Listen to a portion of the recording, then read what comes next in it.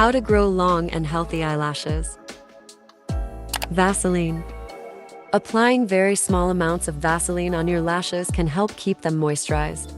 Make sure you are only using small amounts so it does not irritate your eyes. Vitamin B. Eating foods that are rich in vitamin B like avocados and sweet potatoes can help strengthen your eyelashes. Be delicate.